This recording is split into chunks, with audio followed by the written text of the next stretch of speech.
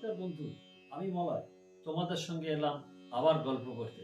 কেমন আছো বন্ধুরা? সব ভালো নিশ্চয়ই আছো।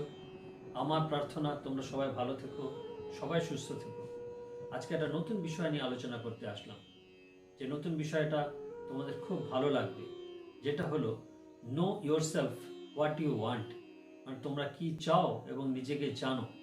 এই বিষয়টা নিয়ে আলোচনা করবার জন্য তোমাদের শেষ পর্যন্ত অপেক্ষা করতে হবে, আমার ভিডিওটা শেষ অবধি দেখতে হবে। এবং এই ভিডিওটা দেখতে দেখতে তোমাদের যদি ভালো লেগে থাকে তাহলে লাইক করো, আর যদি কিছু বলার থাকে তাহলে কমেন্টে কিছু লিখে জানিও।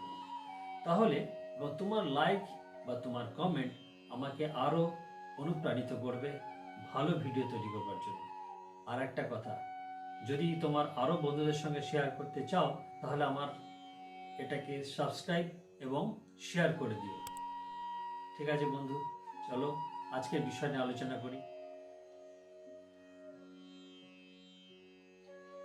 প্রত্যেকটা আলোচনা শুরু করি কিছু অ্যাক্টিভিটি দিয়ে। প্রথম অ্যাক্টিভিটিটা হলো মেডিটেশন, মানে বলতে পারো একান্ত প্রার্থনা, যে তোমাদের সঙ্গে নিজের সঙ্গে যে প্রার্থনা, সেটা আমরা শুরু করি।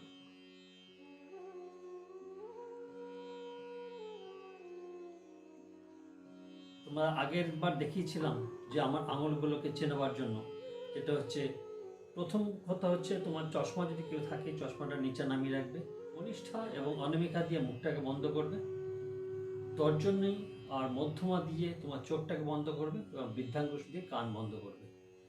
এইভাবে তুমি অন্তত 20 বার শ্বাস এবং নিঃশ্বাস নেবে স্বাভাবিকভাবে। যখন কানটা বন্ধ করবে চেষ্টা করবে কি ধরনের আওয়াজ তোমার কানে আসছে। এটা যখন শেষ হয়ে যাবে চোখটা বন্ধ রাখবে এবং হাতটা কোলের ওপর রেখে পরের এক্সারসাইজটা আমরা শুরু করব। তাহলে চলো বন্ধু, আমার প্রথম এক্সারসাইজটা শুরু করি।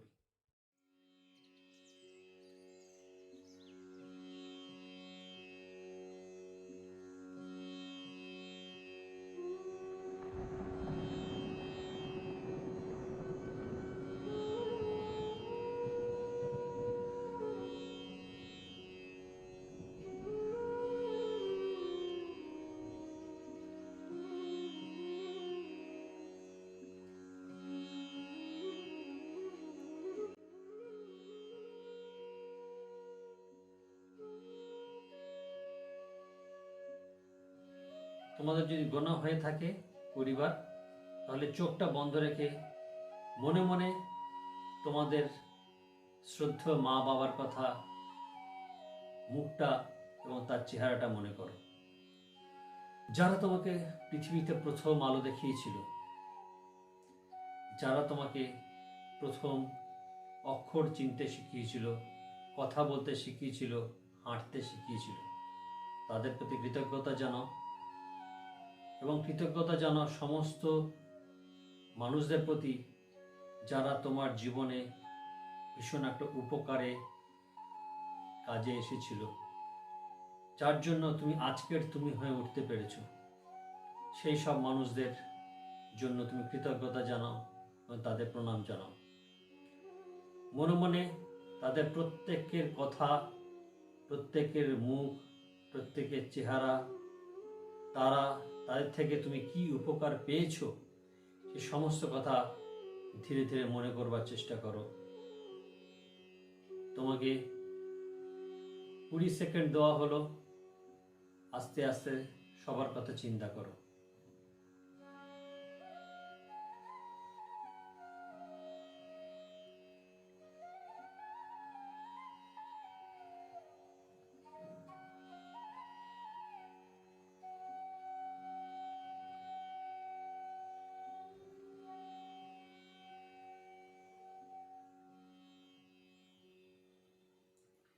এইবার আস্তে আস্তে চোখটা খুলবে এবং এক ঢোক জল খেয়ে নেবে সবাই।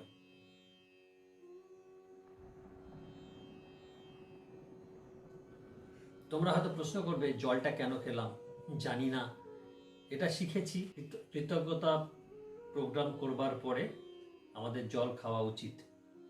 সুতরাং জল খাও এবং আমাদের পরের আলোচনার জন্য তৈরি হয়ে যাও।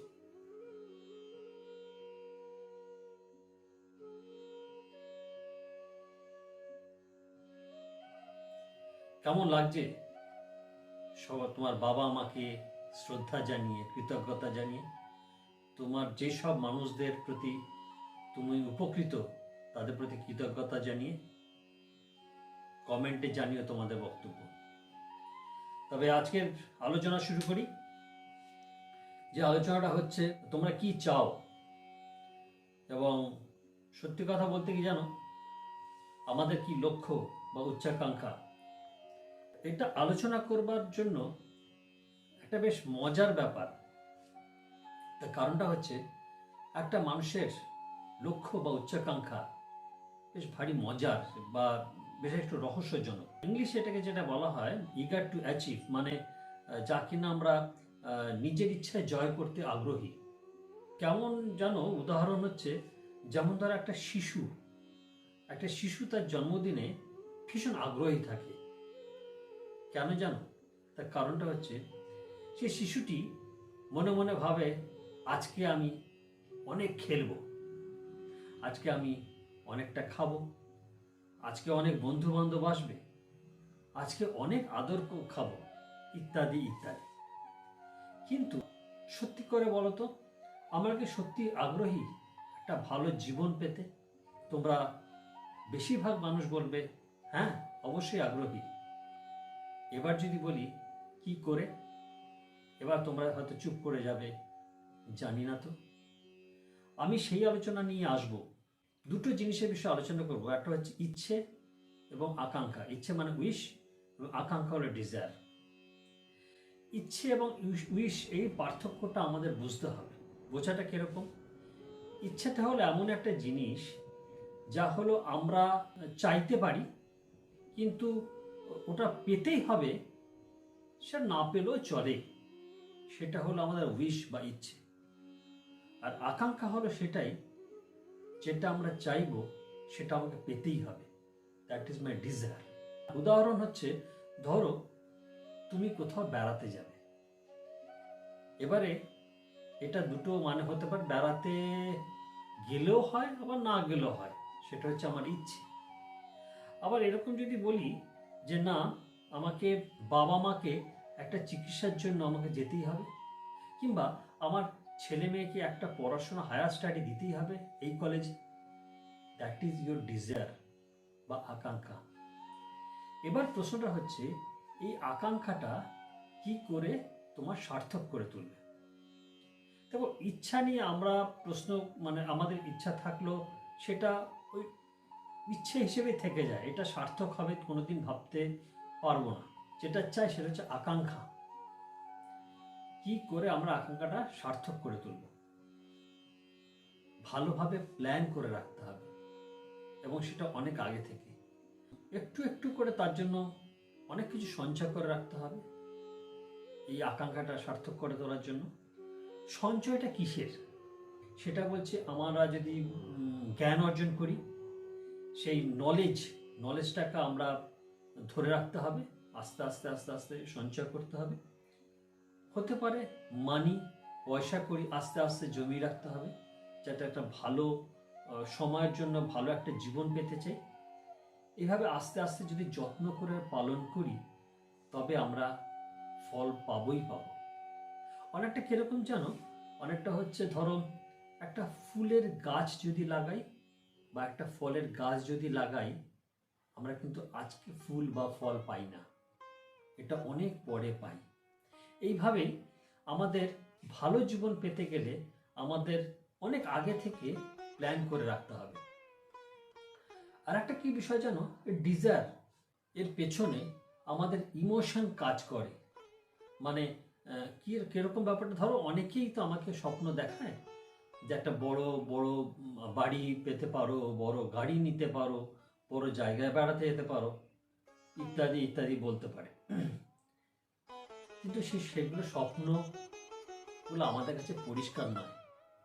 মানে সেটাই স্বপ্ন হবে যে স্বপ্ন নিয়ে আমি বিস্তারিতভাবে বলতে পারবো, যার মধ্যে আমার আবেগ থাকবে, সেটা হলো স্বপ্ন। যে স্বপ্নটা নিয়ে আমি কোনো বিস্তারিতভাবে বলতে পারবো না, সেটা আমার স্বপ্ন হতে পারে না। স্বপ্নটা হলো সেটাই যে স্বপ্নটার বিষয়ে আমি অনেক বড়োভাবে বর্ণনা করতে পারি, যেটার মধ্যে আমি ইমোশন জড়িয়ে থাকবে, আমার আবেগ থেকে যাবে। আর এই আবেগটাকে সাকার করতে গেলে, মানে সার্থক করতে গেলে, আমার সত্যিকারের একটা রূপ দেওয়ার জন্য একটা ডেট লাগবে। ডেট মানে তারিখ, মানে আমি কবের মধ্যে পেতে চাই। কিরকম ব্যাপারটা, ধরো তুমি কোথাও বেড়াতে যাচ্ছ, তুমি ধরো কোথাও গিয়ে টিকিট কাটছো। এবার তোমাকে বলতে হবে, হ্যাঁ আমি অমুক দিন মুম্বাই যেতে চাই, বা দিল্লি যেতে চাই, বা দীঘা যেতে চাই। এবার তোমাকে যে কাউন্টারে দাঁড়িয়ে আছো, সে তোমাকে জিজ্ঞাসা করবে কবে যেতে চান। এবারে তুমি যদি বলো ওই যা হোক কোনো একটা দিন কেটে দিলেই হবে, সে তোমাকে টিকিটটা দিতে পারবে না। সুতরাং তোমাকে সেই ডেটটাকে বলতে হবে।